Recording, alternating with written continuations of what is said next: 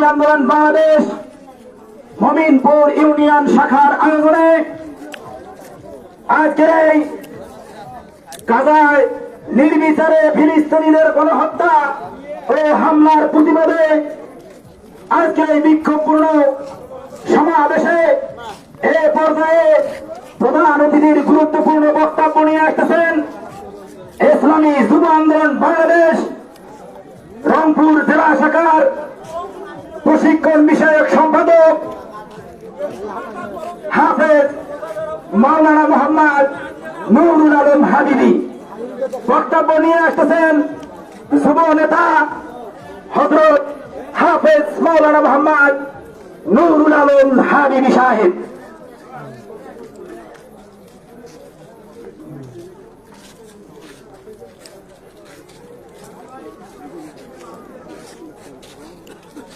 السلام عليكم ورحمة الله وبركاته. إن الحمد لله والصلاة والسلام على من لا نبي بعده. أما بعد. এখন মমিনপুর ইউনিয়ন ও তার অঙ্গ সংগঠন ইসলামী আন্দোলন বাংলাদেশ সহ এখানে উপস্থিত আছেন সম্মানিত সভাপতি সাহেব, এখন মমিনপুর ইউনিয়ন আরো বিশেষ অতিথিবৃন্দ এবং আমার ডানে বামে সামনে পিছনে সংগ্রামী মুসলিম তৌহিদি জনতা, সকলকে আবারও সালাম। আসসালামু আলাইকুম ওয়া রাহমাতুল্লাহি ওয়া বারাকাতুহু। আমরা এতক্ষণ পর্যন্ত যতজন বক্তার বক্তব্য শুনেছি, এই কথাটি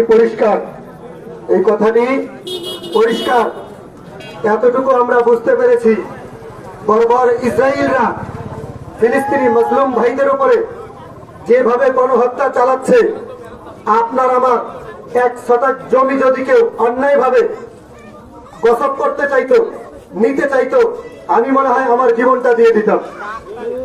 কথা বলেন ঠিক। অথচ আমাদের হাজারো মুসলিম ভাই বোন মা বোনদেরকে, ভাইদেরকে, ছোট ছোট শিশু বাচ্চাদেরকে, দুধের শিশুদেরকে তারা গুলি করে, বোমা মেরে একদম শরীর খণ্ড বিখণ্ড করে দিচ্ছে। কথা বলেন ঠিক। তো সেই মুহূর্তে আমরা কিন্তু সুখে শান্তিতে বসবাস করতেছি। জুলুমের কিন্তু একটা সীমা থাকে, জুলুমেরও কি থাকে? সীমা থাকে। আমরা জানি